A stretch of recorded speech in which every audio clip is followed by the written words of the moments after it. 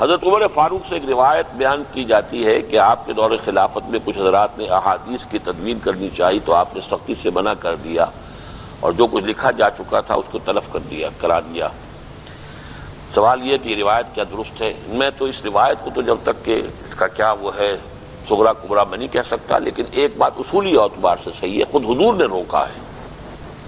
آپ نے اپنی زندگی میں لا تکتبوا انی الا القرآن،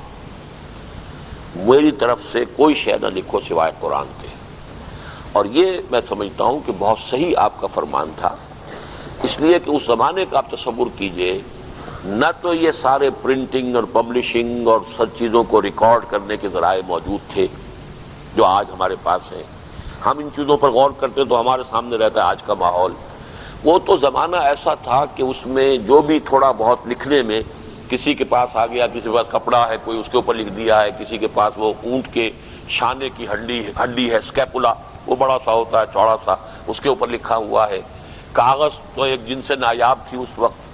اب اس وقت یہ کہ کہیں قرآن کے ساتھ حدیثیں بھی لکھنی شروع کر دی جاتی تو گڈمڈ ہونے کا اندیشہ موجود تھا۔ یہ آپ کو معلوم ہونا چاہیے کہ انجیل اور تورات کیا ہے؟ انجیل گڈمڈ ہو گئی ہے، اس میں سیرت بھی آ گئی، اور حضرت مسیح علیہ السلام نے جو بھی آپ پر نازل ہوا تھا وہ جو اپنے مواعظ میں کہا وہ بھی آ گیا، سیرت بھی آ گئی۔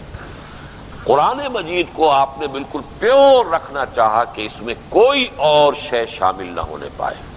لہذا حفاظت قرآن کے لیے ابتدائی طور پر روک دیا گیا کہ کوئی اور شے لکھی نہ جائے، اور ممکن ہے کہ حضرت عمر کے دور تک بھی یہ بات آئی ہو اور یہ روایت صحیح ہو، لیکن یہ کہ بہرحال اس کے بعد پھر ان کی تدوین ہوئی ہے۔ جب قرآن کی حفاظت مکمل ہو گئی حضرت عثمان کے عہد میں آ کر، پورا پروسیس جو میں نے تفصیل سے بیان کیا تھا کہ اگرچہ جمع تو قرآن ہو گیا ہے حضور کے زمانے میں، لیکن وہ جمع ہوا سینوں کے اندر، حافظے میں، کتابی شکل میں جمع ہوا حضرت ابوبکر کے زمانے میں، اور پھر اس کی مختلف جو رسم الخط میں فرق پڑ رہا تھا اس کو ختم کر دیا حضرت عثمان نے رضی اللہ تعالیٰ عنہ۔ لہذا اس کے بعد سے اب کوئی اندیشہ نہیں کہ قرآن میں کوئی شے شامل ہو جائے یا قرآن میں سے کوئی شے نکل جائے۔ اس کے بعد احادیث جو ہیں جمع کی گئی تو اس میں کوئی حرج نہیں تھی۔